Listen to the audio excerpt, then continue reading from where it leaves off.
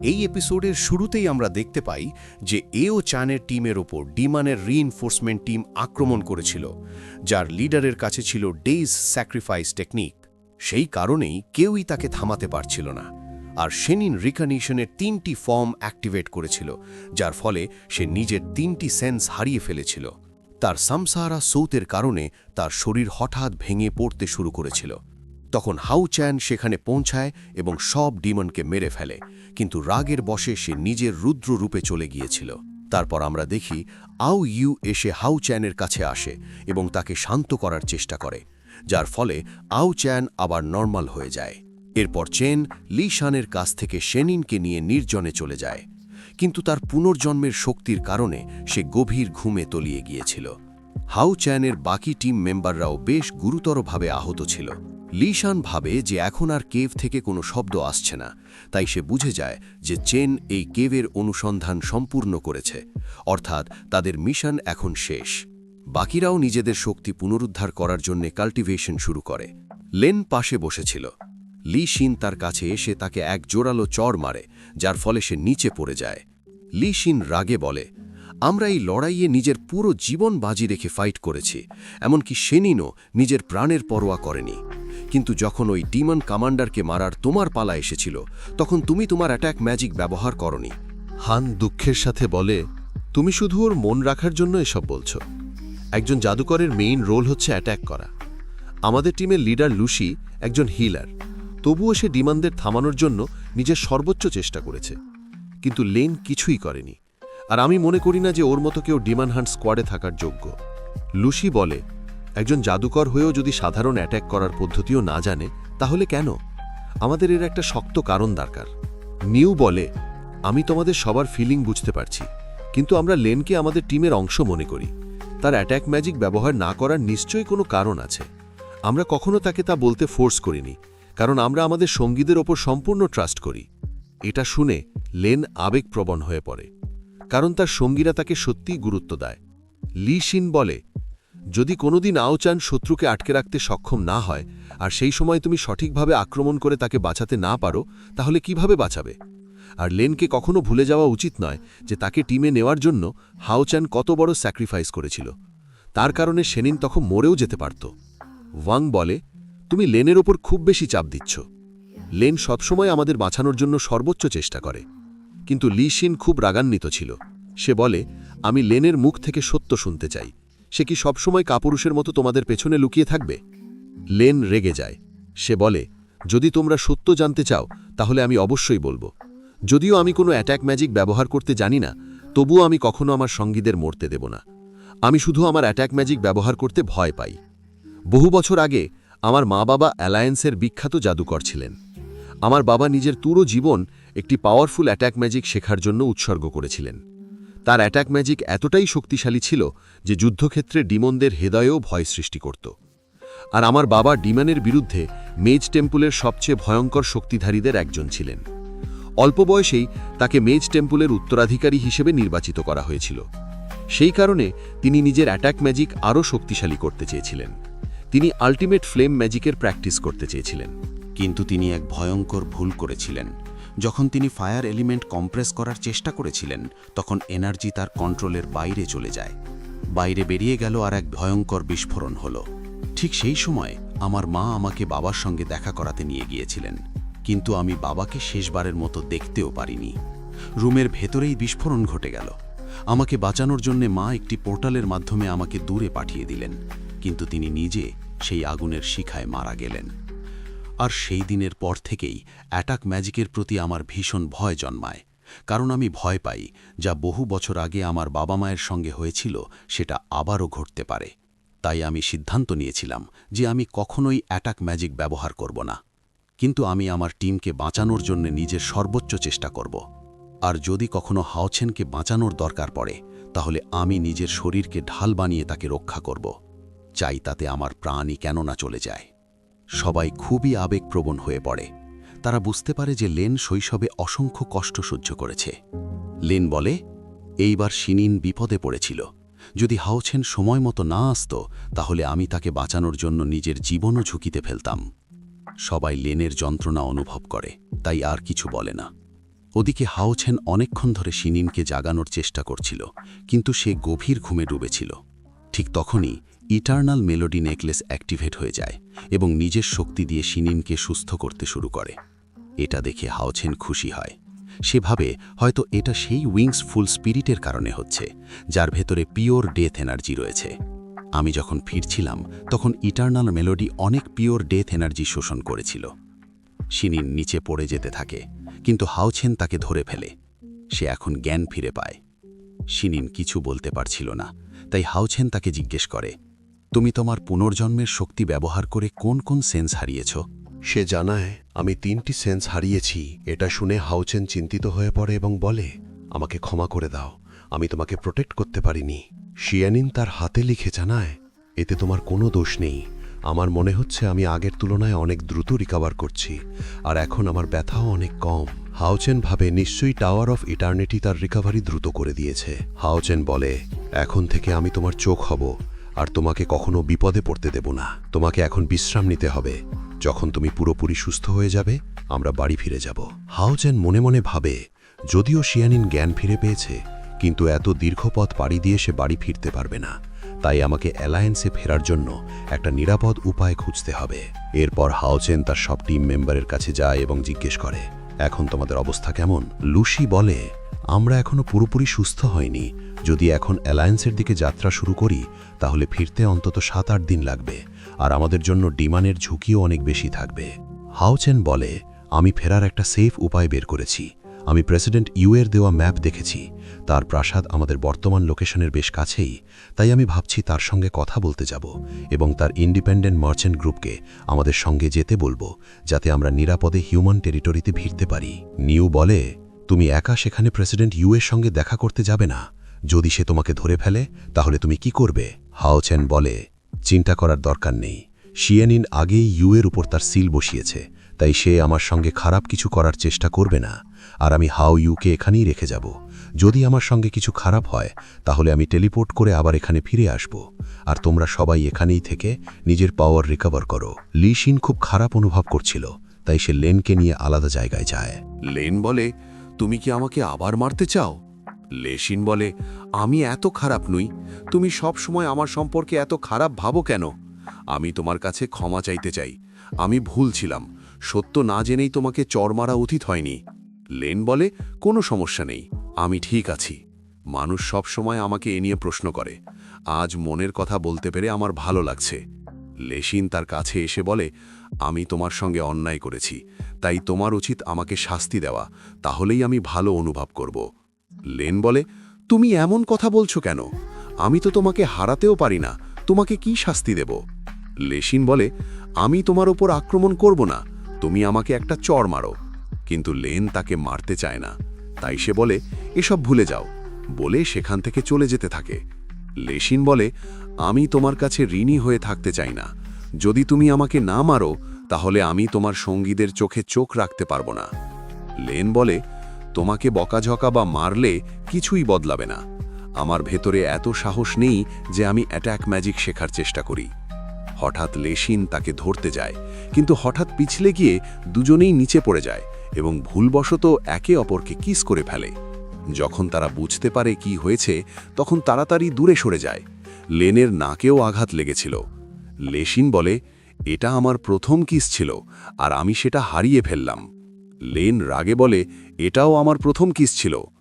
Lane অনুভব করে তার হৃদয় জোরে ধকধক করছে। ওদিকে আমরা হাও ইউকে দেখি যে নিজের শরীর থেকে শেনিনের সিল সরানোর চেষ্টা করছে, কিন্তু সেটি সরানোর কোনো উপায় ছিল না। এতে তার চেনের ওপর প্রচণ্ড রাগ হয়। সে বলে, আওচ্যান, প্রার্থনা করো যেন তুমি আর কখনো আমার হাতে না পড়ো, নইলে আমি তোমাকে মৃত্যুর চেয়েও ভয়ঙ্কর শাস্তি দেব। এবার আমরা দেখি এর পর কি হয়। হাওচেন ইতিমধ্যেই আওচেন ইউয়ের প্রাসাদের দিকে রওনা হয়ে গেছে। সে একটি ফ্লাইং হবর বোর্ডে এগিয়ে চলছিল। সে মনে মনে ভাবে, আমাদের এই কিয়াও মিশনটা ছিল ভীষণ কষ্টের ভরা। শ্যানেন এতে নিজের 3টি সেন্স হারিয়েছে, কিন্তু আমরা লাকি ছিলাম যে আমাদের কোনো সঙ্গী মারা যায়নি, আর আমাদের টিমের সমন্বয়ও অনেক উন্নত হয়েছে। আর সবচেয়ে বড় লাভ হয়েছে ইলেকট্রোলাক্স থেকে। তাদের পাওয়ার একেবারে গাটের মতো। তারা আমার ইকুইপমেন্ট আর অ্যাবিলিটিজ অনেকটাই বাড়িয়ে দিয়েছে। তার আরও মনে হয় যে টাওয়ার অফ টার্নিংয়ের ভেতরে নিশ্চয়ই অনেক রহস্য লুকিয়ে আছে। মানচিত্র অনুযায়ী হাউচেন পৌঁছে যায় ইউএর হেডকোয়ার্টার্সের প্রবেশদ্বারে। সেখানে একটি এআই সিস্টেম ছিল। হাউচেন ইউএর দেওয়া বীজটি সামনে ধরে আর সঙ্গে সঙ্গে সেখানে একটি ফরমেশন খুলে যায়। হঠাৎ তীব্র এনার্জি তার উপর নেমে আসে। সে ভীষণ চাপ অনুভব করে। সে নিজের ম্যান এনার্জিও এক্সটেন্ড করতে পারছিল না। ঠিক তখনই সেই এনার্জির নিচে একটি পোর্টাল খুলে যায় আর সে জলের মধ্যে এসে পড়ে, যেখানে একটি বিশাল প্রাসাদ ছিল। হাউচেন ভাবে এই জায়গাটা খুবই রহস্যময়, আর আমি এটাও জানি না ইউ এখানে আছে কিনা। এখন সে হাউ ইউয়ের সঙ্গে কন্ট্যাক্ট করার চেষ্টা করে আর তার মা অ্যাক্টিভেট হয়ে যায়। এতে সে খুশি হয় যে সে এখনও হাউ ইউয়ের সঙ্গে যুক্ত আছে। সে জানত কোনো প্রবলেম হলে সে সঙ্গে সঙ্গে এখান থেকে বেরিয়ে যাবে। হাউচেন ভেতরে প্রবেশ করতে যায়, কিন্তু দুজন গার্ড তাকে থামিয়ে দেয়। তারা বলে, তুমি কি জানো না এটা মুন্ডিম প্যালেস? তবুও তুমি ভেতরে ঢোকার সাহস করছো? হাউচেন বলে, আমি এখানে প্রেসিডেন্ট ইউএর সঙ্গে দেখা করতে এসেছি। একজন সৈনিক তার পোশাক দেখে ভাবে ছেলেটা বেশ সাধারণ। সে বলে, তুমি একজন নিচু ব্যক্তি। ডিমান লর্ড আগারের বংশের মানুষেরাই শুধু এই মানডিমান প্যালেসে প্রবেশ করতে পারে। এখান থেকে চলে যাও, না হলে আমাকে বাধ্য হয়ে তোমার উপর আক্রমণ করতে হবে। হাউচেন হতবাক হয়ে ভাবে, তাহলে ইউ ডিমান লর্ড আগারের মেয়ে? সে গার্ডদের বলে, আমাকে ইউএর সঙ্গে জরুরি বিষয় নিয়ে আলোচনা করতে হবে। সে তাদের নিজের ব্যাজ দেখাতে যায়, কিন্তু এক গার্ড সেই ব্যাজ মাটিতে ফেলে দিয়ে বলে, এখনই এখান থেকে না গেলে আমি তোমাকে এখানেই মেরে ফেলব। ঠিক তখনই চিৎকারের শব্দ শুনে একজন এনভয় সেখানে এসে উপস্থিত হয়। সে গার্ডদের বলে, তোমরা এত চিৎকার কেন করছো?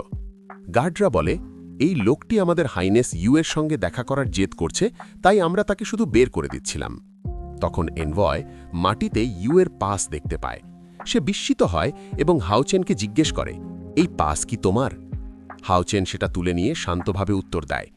এনভয় দুই গার্ডের ওপর রেগে যায় এবং বলে, তোমাদের সাহস অনেক বেড়ে গেছে। তোমরা কি বুঝতে পারোনি এর কাছে ভিসকাউন্টের চিহ্ন আছে? তোমরা আমাদের অতিথির সঙ্গে অসম্মান করেছ, তাই তোমাদের শাস্তি হবে। দুই গার্ড ভয় কাঁপতে থাকে। একজন বলে, সে কিভাবে ভিসকাউন্ট হতে পারে? তার পোশাক তো একেবারে সিম্পল। এনভয় বলে, কে কি পরবে তা নির্ধারণ করার তোমরা কে? তোমরা এই পাশে একবারও খেয়াল করনি? এতে আমাদের রাজকুমারী ইউ এর একটি ইউনিক এমব্লেম আছে। তোমরা কি এর মানে জানো না? সঙ্গে সঙ্গে দুই গার্ড হাঁটু গেড়ে ক্ষমা চাইতে থাকে। এনভয় হাউচেনকে জানায়, এই ইনসিগনিয়াতে আমাদের রাজকুমারী ইউ এর এমব্লেম আছে, যা প্রমাণ করে রাজকুমারী আপনাকে এই প্রাসাদে প্রবেশের বিশেষ অনুমতি দিয়েছেন। আপনি নিজের ইচ্ছা মতো মান ডিমান্ড প্যালেসে এন্টার এবং এক্সিট করতে পারবেন। হাউচেন নিজেও এতে অবাক হয়ে যায়। এনয় আরও বলে, আমি রাজকুমারীকে আপনার ব্যাপারে জানিয়ে আসছি, ততক্ষণ আপনি এখানেই অপেক্ষা করুন। তারপর সে দুই গার্ডকে বলে, তোমরা আমাদের সম্মানিত অতিথিকে অপমান করেছ, তাই তোমাদের এখনই এই পোস্ট থেকে সরিয়ে দেওয়া হবে। দুই গার্ড আবারও হাঁটু গেড়ে ক্ষমা চাইতে থাকে। এনয় কঠোরভাবে বলে, আমাদের ম্যান ডিমান প্যালেসে এমন কারও প্রয়োজন নেই যে আমাদের রুল জানে না। এরপর সৈনিকরা তাদের ধরে জেলে নিয়ে যেতে থাকে। এদিকে আমরা ইউকে দেখি যে ডিমানের ফুড সাপ্লাইয়ের হিসেব করছিল। এবার তারা প্রচুর মুনাফা করেছে। তখন এনয় সেখানে এসে ইউকে জানায়, এক ভিসকন্ট প্রাসাদের বাইরে আপনার জন্য অপেক্ষা করছে, যার কাছে আপনার এমব্লেম রয়েছে। ইউ বিস্মিত হয় আর সঙ্গে সঙ্গেই বুঝতে পারে যে হাউচেন তার সঙ্গে দেখা করতে এসেছে, যে বহুবার তার জীবন বাঁচিয়েছে। সে এনয়কে বলে, তাকে আমার কাছে নিয়ে আসো। এনয় হাউচেনকে আনতে যাচ্ছিল, কিন্তু ইউ তাকে থামিয়ে দেয়। সে বলে, তাকে এখানে এনো না, তাকে আমার সিক্রেট মুনফ্লাওয়ার রেলমে নিয়ে এসো। এনয় অবাক হয়ে বলে, কিন্তু সেই জায়গায় তো আপনি কি স্নান করছেন? ইউ হালকা করে হাসতে শুরু করে। তখন এনয় বুঝে যায় আর তার মনে হয় যে ইউ নিশ্চয়ই তাকে ভালোবাসে। সে সেখান থেকে চলে যায়। ইউ ধীরে বলে, হাউচেন, যদি তুমি আমার জালে ফেসে যাও তাহলে আমাকে দোষ দিও না। তারপর আমরা দেখি হাউচেনকে নিয়ে সে সিক্রেট মুনফ্লাওয়ার রেলমে আসে। সেখানে কয়েকজন সার্ভেন্ট নাচছিল। তারা হাউচেনকে দেখে বলে, এত হ্যান্ডসাম! আমরা প্রথমবার এত হ্যান্ডসাম ভাইসকাউন্ট দেখলাম। এ কি আমাদের রাজকুমারীর হতে যাওয়া হাজব্যান্ড? তাকে দেখে তো মনে হচ্ছে রাজকুমারী প্রিন্স আবাওকে রিজেক্ট করেছে। রাজকুমারীর জন্য কেবল সবচেয়ে হ্যান্ডসাম ছিলেই যোগ্য। এরপর এনওয়াই হাউচেনকে একটি সিক্রেট ডোরের সামনে নিয়ে আসে এবং বলে, রাজকুমারী ভেতরে আপনার জন্য অপেক্ষা করছেন। হাউচেন ভেতরে প্রবেশ করে। জায়গাটা ছিল অত্যন্ত সুন্দর। হাউচেন মনে মনে ভাবে, আমি কখনো ভাবিনি মুন ডিমন প্যালেস এত সুন্দর আর শান্ত হতে পারে। সেখানে সে একটি বিশাল মুন দেখতে পায়, যা দেখে সে বিস্মিত হয়ে যায়। ইউ তখনও স্নান করছিল। সে বলে, আমি আশা করিনি তুমি এত তাড়াতাড়ি এখানে চলে আসবে। হাওছেন তার দিকে তাকায় না, অন্যদিকে মুখ ঘুরিয়ে বলে, আমিও এক্সপেক্ট করিনি যে তোমার মতো প্রেস্টিজিয়াস আইডেন্টিটির কেউ এমন আচরণ করবে। ইউ বলে, তুমি অনেক দূর থেকে এসেছো, তাই একটু বিশ্রাম নেওয়া উচিত। হাওছেন জবাব দেয়, তার প্রয়োজন নেই, আমি অ্যালায়েন্সে ফেরার জন্য তোমার সাহায্য চাইতে এসেছি। ইউ মুচকি হেসে বলে, তুমি কি সবসময় মেয়েদের সঙ্গে এভাবেই কথা বলো? সে কোনো উত্তর দেয় না। ইউ বলে, আমি এখনো পুরো স্নান শেষ করিনি, তাই তোমাকে একটু অপেক্ষা করতে হবে। আর মনে মনে ভাবে, যেদিন আমি তোমার সবকিছু ছিনিয়ে নেব, সেদিনের অপেক্ষায় থাকব, যখন আমার প্রতিশোধ পূর্ণ হবে। হাওছেন বলে, রাজকুমারী, আমার কাছে সময় নেই, তাই দয়া করে একটু তাড়াতাড়ি করুন। সে চারপাশে তাকিয়ে ভাবে, এই জায়গাটা যেন ডিমন প্যালেসের ঠিক কেন্দ্রে অবস্থিত। কিছুক্ষণ পর ইউ স্নান শেষ করে তীরে উঠে আসে। সে মনে মনে ভাবছে, সে শুধু হ্যান্ডসাম নয়, আকর্ষণীয়, কিন্তু সে আমার মতো একটুও আকৃষ্ট হল না, এমনকি আমার দিকে তাকানোর চেষ্টাও করল না। ইউ বাইরে এসে বলে, তুমি কি চাও, সারা জীবন এখানে না থাকতে? আমি তোমার গার্লফ্রেন্ড শেনিনের চেয়ে ভালো পার্টনার হতে পারি। আমার সঙ্গে থাকলে তুমি প্রচুর টাকা আর পাওয়ার পাবে। সে হাওচেনকে ছুতে যায়, কিন্তু হাওচেন সরে যায়। সে বলে, যাদের আমি ভালোবাসি তাদের থেকে দূরে থেকে এসবের কোনো মূল্য নেই। ভালোবাসার টাকা দিয়ে কেনা যায় না। ইউ বসে পড়ে বলে, তুমি এত দূর থেকে এসেছো, নিশ্চয়ই ক্লান্ত, আবার পাশে এসে বসো। হাওচেন কঠোর স্বরে বলে, তোমার জন্য ভালো হবে যদি তুমি আবার শেনিনকে অপমান না করো। ইউ একটি গোলাপ ফুল ছিঁড়ে নিয়ে বলে, আমি কখনো ভালোবাসায় বিশ্বাস করিনি। তাচ্ছিল্য করে হাওচেন বলে, তুমি ভালোবাসার মানে কখনো বুঝতে পারবে না। তুমি একজন ডিমন, তুমি শুধু মানুষ হত্যা আর ধ্বংস করতে জানো। ইউ বলে, তোমার কি মনে হয় সব ডিমানদের মরে যাওয়া উচিত? সে বলে, আমার তো তাই মনে হয়, কিন্তু তুমি কি ভাবো? ইউ ধীরে বলে, পিওর ডিমন আর মানুষের বাইরে আরও এক ধরনের সত্তা আছে, যাদের ডেমিগড বলা হয়। তারা মানুষ আর ডিমন গডের মিলন থেকে জন্মায়, কিন্তু তাদের জীবনে অনেক কষ্ট সহ্য করতে হয়, ঠিক আমার মতো। সে গোলাপের কাঁটা দিয়ে নিজের আঙুল ফোটায় আর লাল রক্ত বের হয়, মানুষের মতোই লাল। এটা দেখে হাওচেন বিস্মিত হয়। সে জিজ্ঞেস করে, তাহলে তুমি কি ডিমন নও? ইউ বলে, না, বিষয়টা তা নয়। আমার মা তোমাদের মতোই একজন মানুষ ছিলেন, তাই আমি অর্ধেক মানুষ অর্ধেক ডিমন, যাদের ডেমিগড বলা হয়। আমাদের মতো মানুষদের মানব সমাজ গ্রহণ করে না, আবার ডিমনরাও গ্রহণ করে না। হাওচেন বলে, তুমি ডিমনদের সঙ্গে থাকছ কারণ তোমার বাবা মুন ডিমন গড আগারেস, যে সেকেন্ড পিলারের ডিমন গড ছিল। ইউ শান্ত গলায় বলে, তোমার মনে হতে পারে আমার কাছে সব আছে আর আমার জীবন সহজ ছিল, কিন্তু ছোটবেলা থেকেই আমি অনেক কষ্ট পেয়েছি। ডিমানরাও আমাকে কখনো গ্রহণ করেনি। ছোট থেকেই আমাকে অপমান সহ্য করতে হয়েছে। সবাই আমাকে বিদ্রূপ করত, বলতো আমি মানুষের নিচু বংশে জন্মেছি, আমি ম্যান ডিমন ক্ল্যানের সদস্য হওয়ার যোগ্য নই। আমি যতই চেষ্টা করি না কেন, কখনো বাবার উত্তরাধিকার পাব না। হাওচেন জিজ্ঞেস করে, তুমি একজন ডেমিগড, তাহলে তুমি কি চাও? ইউ দৃঢ় কণ্ঠে বলে, আমি শক্তিশালী হতে চাই, এতটাই শক্তিশালী যেন নিজের ভাগ্য নিজে নিয়ন্ত্রণ করতে পারি, নিজের জীবন বদলাতে পারি, তার জন্যে যত বড় মূল্যই দিতে হোক না কেন। আর সেই কারণেই আমি তোমার সঙ্গে বন্ধুত্ব করেছি। একজন বন্ধু হিসাবে তোমার কঠিন সময়ে আমি সাহায্য করতে পারি। সে তার কাছে এগিয়ে এসে বলে, আমরা ভবিষ্যতে একসঙ্গে অনেক কিছু করতে পারি। হাওচেন ঠান্ডা স্বরে বলে, শিনিন তোমার শরীরে সিল বসিয়েছে, তাই আমরাই তোমাকে ব্যবহার করব, তুমি আমাদের ব্যবহার করতে পারবে না। এরপর আমরা দেখি চেন ইউকে বলে, তোমার উপর আমরা সিল বসিয়েছি, তাই তুমি আমাদের কোনো ক্ষতি করতে পারবে না। ইউ বলে, তুমি আমাকে ব্যবহার করতে পারো, যদি তাতে মানবতার উপকার হয় তবে সেটাই ভালো হবে, কারণ এখন এই ডিমন জাতিটাকেও আমার একদম পছন্দ নয়। আউচেন বলে, যদি তুমি সত্যি কথা বলে থাকো এবং মানবতার উপকার করতে চাও, তাহলে ভবিষ্যতে তোমার সঙ্গে একসঙ্গে কাজ করতে আমার কোনো সমস্যা হবে না, কিন্তু তুমি দুই দিক মানে মানুষ আর ডিমন দুপক্ষ থেকেই লাভ তুলতে পারবে না। ইউ বলে, আমি আগেই সেটা জানি। তখন আউচেন বলে, ভবিষ্যতে যদি আমরা মানুষরা ডিমনদের হারানোর সুযোগ পাই এবং তাদের পরাজিত করি, তাহলে তুমি আমাদের সঙ্গে থাকতে পারবে, আমাদের সুন্দর পৃথিবী উপভোগ করতে পারবে, আর তখন তুমি নিজের নতুন এক অনুভূতি খুঁজে পাবে। ইউ বলে, সেটা সত্যি দারুণ হবে। সে জানায়, আমি তোমাকে সাহায্য করার জন্য 3 দিনের মধ্যে অ্যালায়েন্সের জন্য আমার ক্যারাভ্যান পাঠাবো, তাই তুমি নিশ্চিন্তে ফিরে যেতে পারো। আউচেন তাকে ধন্যবাদ জানায়। ঠিক তখনই অ্যানয় তাকে বাইরে নিয়ে যাওয়ার জন্য আসে, কিন্তু হঠাৎ সেখানে তীব্র অরা সক্রিয় হয়ে ওঠে। আউচেন বুঝতে পারে এটা ডিমন গড এম্পারারের অরা।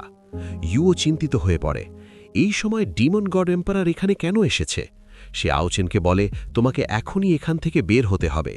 আউচেন হাউ ইউয়ের সঙ্গে সংযোগ করার চেষ্টা করে, কিন্তু পারে না। ইউকে জানায়, আমার বিস্ট পার্টনারের সঙ্গে সংযোগ বিচ্ছিন্ন হয়ে গেছে, তাই আমি বাইরে যেতে পারছি না।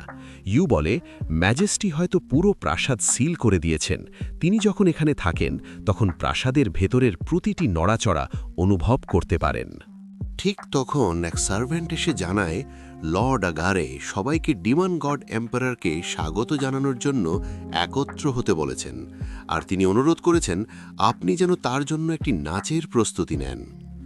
ইউ আউচেনকে বলে, এখন তোমার বের হওয়ার কোনো উপায় নেই, তোমাকেও ম্যাজেস্টির স্বাগত অনুষ্ঠানে থাকতে হবে, কিন্তু আমার এই জায়গায় শুধু ফিমেল সার্ভেন্ট আছে, কোনো পুরুষ নেই। আউচেন উদ্বিগ্ন হয়ে বলে, এখন আমরা কি করব? ইউ কিছুক্ষণ ভেবে বলে, আমার কাছে একটা উপায় আছে, যাতে তুমি ম্যাজেস্টির চোখ এড়াতে পারো। সে সার্ভেন্টকে বলে, আমার ড্যাডকে জানাও আমি আমার সার্ভেন্ট গার্লদের সঙ্গে নাচের জন্য প্রস্তুতি নিচ্ছি, আর খুব শিগগিরই আমরা একটি ভালো পারফরমেন্স দেব। আউচেন বুঝতে পারে ইউ তাকে মেয়েদের পোশাক পরিয়ে সার্ভেন্ট বানাতে চায়, যাতে কেউ তাকে চিনতে না পারে। সেই ইউকে বলে, আমি কখনো মেয়ে হব না। ইউ বলে, রাগ করে লাভ নেই, যদি তুমি ডিমন গড এম্পারারের হাত থেকে বাঁচতে চাও, তাহলে তোমাকে আমার সার্ভেন্টের ড্রেস পরতেই হবে। না চাইলেও আউচেন রাজি হতে বাধ্য হয়। এদিকে আমরা দেখি ডিমন গড এম্পারার ফাংজি ইতিমধ্যেই মুন ডিমন প্যালেসে এসে পৌঁছেছে। ডিমন গড আগারে এবং তার সব সার্ভেন্ট তাকে স্বাগত জানাতে উপস্থিত। ফাংজি আগারেকে বলে, তুমি কবে থেকে এত ভদ্র হয়ে গেলে? এই সব সার্ভেন্টদের এখান থেকে সরিয়ে দাও, আমি তোমার সঙ্গে শান্তিতে কথা বলতে চাই। আগারে বলে, মুন পুল আপনার বিশ্রামের জন্য সবচেয়ে ভালো জায়গা হবে। তারপর তারা দুজন সেদিকে চলে যায়। অন্যদিকে আমরা দেখি ইউ আউচেনকে একটি ঘরে নিয়ে গেছে, যেখানে তাকে মেয়েদের মতো সাজানো হবে। সে আউচেনের মেকআপ করা শুরু করে। আউচেন তাকে বলে, তোমার ভালো হবে যদি কোনো চালাকি না করো, তোমার জীবন এখনও আমাদের হাতেই আছে। ইউ বলে, চিন্তা করার কিছু নেই, সব আমি সামলে নেব, আর যাই হোক কোনো সমস্যা হলে আমিও এতে জড়িয়ে পড়ব, আমার শেষও তোমার সঙ্গেই হবে। এরপর সে আউচেনের মাথায় সার্ভেন্টের মাথার অলঙ্কারও পরিয়ে দেয়। আউচেন এখন সার্ভেন্ট গার্লে ড্রেস করে বেরিয়ে আসে। সে বলে, এই কাপড়গুলো আমার ভীষণ আনকমফোর্টেবল লাগছে। এটা দেখে ইউ হতবাক হয়ে যায়। আউচেন জন্য এক রাজকুমারীর মতো অপূর্ব সুন্দর লাগছিল। সে বলে, তোমাকে মেকআপ সহ দেখার পর আমার পুরো বিশ্বাস হয়ে গেছে যে আমরা এই সংকট থেকে নিশ্চয়ই বেরিয়ে যেতে পারব। অন্যদিকে আমরা আগারিকে দেখি যে ফেংজির জন্য মুনলাইট গ্লাসে ওয়াইন নিয়ে আসে এবং জানায় এই ওয়াইন সেই বটল থেকে তৈরি যেগুলো হাজার হাজার বছর ধরে মুনের রেডিয়েন্সে পকেছে। আপনি যদি আজ এখানে না আসতেন, আমি কখনো এই ওয়াইন খুলতাম না। ফেংজি সেই মদ পান করতে শুরু করে এবং বলে, আসলেই শুধু তুমিই জানো কিভাবে জীবনের আনন্দ উপভোগ করতে হয়। আগারে বলে, আমাদের তৃতীয় ভাই ওয়াজগো নির্জনে কাল্টিভেশনে আছে, আর আপনি সব সময় ব্যস্ত থাকেন। আমরা 3 ভাই, সান, মুন এবং স্টারের দেবতা, একসঙ্গে বসে অনেক দিন হয়ে গেছে। ফেংজি বলে, ঈশ্বরের ক্রোধ ধীরে ধীরে এগিয়ে আসছে। আমরা যদি এর মোকাবিলা না করি, আমাদের বংশ নিশ্চয়ই শেষ হয়ে যাবে। আমাদের ভাগ্য পানির মতো চাঁদের সঙ্গে জড়িয়ে আছে, তাই আমি এক মুহূর্তও বিশ্রাম নিতে পারি না। আগালে জানায়, আমাদের তৃতীয় ভাই ওয়াজগো ইতিমধ্যেই ভবিষ্যৎবাণী করেছে যে মানুষের ফ্যান্টাসি প্যারাডাইস শীঘ্রই খুলতে চলেছে। আপনি একবার ভেতরের সেই জিনিসটি পেয়ে গেলে আমার মুন ডিমন ক্লানের লক্ষ লক্ষ যোদ্ধাকে নিয়ে ঈশ্বরের ক্রোধ ফিরে এলেও আমরা 3 ভাই একসঙ্গে তার মোকাবিলা করতে পারব। তাই ভয় পাওয়ার কিছু নেই, আপনাকে অতিরিক্ত চিন্তা করতে হবে না। ফেংজি বলে, ঠিক আছে, আজ আমরা এসব বিষয় নিয়ে কথা বলবো না, আজ বিশ্রাম করব। তারা পান করতে থাকে। কিছুক্ষণ পর ফেংজি জিজ্ঞেস করে, আমি তোমার মেয়ে ইউকে দেখছি না, সে কোথায়? আগারে বলে, আপনার দৃষ্টি থেকে কেউ লুকাতে পারে না। ইউ আমাকে বলেছে সে সম্প্রতি একটি প্রাচীন ট্রেডিশনাল ডান্স শিখেছে, আপনাকে সারপ্রাইজ দেওয়ার পরিকল্পনা করছে। এরপর অ্যাগারে নিজের আসনে বসে ইউকে তার শো শুরু করতে বলে। ঠিক তখনই একটি পদ্ম ফুটে ওঠে আর ইউ তার সার্ভেন্টদের সঙ্গে নাচ শুরু করে। চেনও তার সঙ্গে নাচছিল।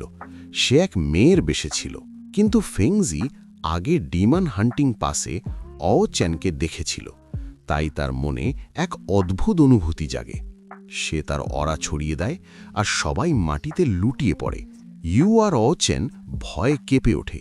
তারা মনে মনে ভাবে, আমরা কি ধরা পড়ে গেলাম? অ্যাগারে কিছুই বুঝতে না পেরে ফেংজিকে জিজ্ঞেস করে, এখানে কি কিছু ভুল হয়েছে? ফেংজি ভাবেন হয়তো এটা তার ভুল ধারণা এবং বলে, পুরনো কিছু কথা মনে পড়ে গিয়েছিল, তোমরা পারফরমেন্স চালিয়ে যাও। তারা আবার নাচ শুরু করে। কিছুক্ষণ পর নাচ শেষ হয়। ফেংজি খুশি হয়ে হাততালি দেয়। ইউ স্বস্তির নিঃশ্বাস ফেলে। তারা ধরা পড়েনি। দুজন সেখান থেকে সরে যেতে উদ্ধত হয়, কিন্তু ফেংজি তাদের সামনে আসতে বলে। ইউ ভয় কেঁপে ওঠে। সে মনে মনে চ্যানকে বলে, তুমি কিছু বলবে না, সব আমি সামলে নেব। চ্যান ভাবেন, ডিমন গড এম্পারার একদম আমার সামনে দাঁড়িয়ে, অথচ আমি তার প্রেজেন্স একটুও অনুভব করতে পারছি না। তার কাল্টিভেশন লেভেল কত ভয়ঙ্কর আমি আন্দাজও করতে পারছি না। অ্যাগারে ফেংজিকে জিজ্ঞেস করে, ইউর নাচ কি আপনার ভালো লাগেনি? ফেংজি বলে, নাচ ভালোই ছিল। তারপর ইউর দিকে তাকিয়ে বলে, আমি তোমাকে একটি প্রশ্ন করতে চাই, সত্যি করে উত্তর দিতে হবে। আমার ছেলে আবা তোমাকে প্রস্তাব দিতে চায়। তুমি তার সম্পর্কে কি অনুভব করো? ছোটবেলা থেকেই সে তোমার প্রতি মুগ্ধ। একজন ফাদার হিসেবে আমি নিজেই জানতে চাই, মুন ডিমন প্ল্যানেটের রাজকুমারী কি আমার ছেলেকে পছন্দ করে? তুমি তার সম্পর্কে কি ভাবো?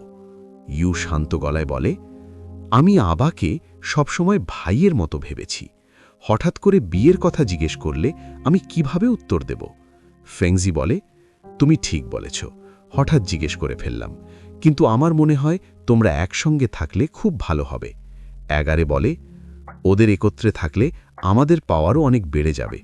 ফেংজি জানায়, ফ্যান্টাসি প্যারাডাইস নিয়ে আমি সিদ্ধান্ত নিয়েছি। এবার ইউ আর আবাকে অন্য 8 পিলার উত্তরাধিকারীদের সঙ্গে পাঠানো হবে, যাতে তারা একসঙ্গে সময় কাটাতে পারে। অ্যাগারে বলে, ফ্যান্টাসি প্যারাডাইস মানুষের সাউথ শেকিং পাসে অবস্থিত। যখনই সেখানে যাওয়ার পথ খুলে যায়, মানুষরা কঠোর পাহারা দেয়। যদি আমাদের উত্তরাধিকারীরা একা যায়, মানুষরা তাদের আক্রমণ করতে পারে, সহজে ফিরে আসতে পারবে না। ফেংজি ঠান্ডা গলায় বলে, এটা কোনো বড় সমস্যা নয়। তুমি তোমার সেনাবাহিনী জড়ো করো এবং সাউথ শেকিং পাসে আক্রমণ শুরু করো। যতক্ষণ না তারা ফ্যান্টাসি প্যারাডাইস আমাদের হাতে তুলে দেয়, ততক্ষণ আক্রমণ চালিয়ে যাও। আওচেন ভেতরে ভেতরে অস্থির হয়ে ওঠে। ওরা সাউথ শেকিং পাসে আক্রমণ করবে, এটা হতে দেওয়া যায় না। আমাকে দ্রুত অ্যালায়েন্সে গিয়ে খবর দিতে হবে। ফেংজি বলে, ফ্যান্টাসি প্যারাডাইস থেকে আমাকে একটি বিশেষ জিনিস পেতেই হবে, যেভাবেই হোক আমি সেটা অর্জন করব। আওচেন ভাবেন, কি সেই জিনিস যার জন্য ডিমন গড এম্পারার নিজে আগ্রহী? অ্যাগারে বলে, তোমার প্ল্যান সত্যিই অসাধারণ। বাচ্চারা একসঙ্গে থাকলে তাদের সম্পর্ক আরও মজবুত হবে। ফেংজি বলে, এই মিশনে আমরা জানতে পারবো আমাদের সবচেয়ে শক্তিশালী উত্তরাধিকারী কে, যে আমাদের পরবর্তী প্রজন্মকে নেতৃত্ব দেবে। এরপর সে অ্যাগারেকে সঙ্গে নিয়ে আবার ওয়াইন পান করতে যায়। পরে আমরা দেখি আওচেন হুইসলিং কেভে ফেরার প্রস্তুতি নিচ্ছে। সে নিজের পোশাক পরে নিয়েছে। ইউ একটি ফরমেশন খুলে দেয় এবং বলে, ম্যাজেস্টি ইতিমধ্যেই চলে গেছেন, তুমি এখনই এখান থেকে বেরিয়ে যাও। 3 দিনের মধ্যে আমার মার্চেন্ট ক্যারাভ্যান তোমার নিকটবর্তী স্থানে পাঠাবো। তারা তোমাকে নিরাপদে হিউম্যান টেরিটরিতে পৌঁছে দেবে। সে আরও বলে, ফ্যান্টাসি প্যারাডাইস খুললে আমরা আবার দেখা করব, তখন আমি তোমাকে একটি বড় রিওয়ার্ড দেব। আওচেন বিস্মিত হয়। ইউ তাকে বিদায় জানিয়ে বলে, আমার পাওয়ার এখনও দুর্বল, নিজের ইচ্ছে মতো বিয়েও করতে পারি না। যদি নিজের ভাগ্য নিজে নিয়ন্ত্রণ করতে চাই, তবে সামনে আসা সব বাধা দূর করতে হবে, যে মূল্যই দিতে হোক না কেন। এই কথার সঙ্গে এপিসোড এখানেই শেষ হয়ে যায়। গাইস, যদি ভিডিও ভালো লেগে থাকে তাহলে ভিডিওটি লাইক করো এবং চ্যানেলটি সাবস্ক্রাইব করতে ভুলো না। দেখা হবে নেক্সট ভিডিওতে। Thanks for watching.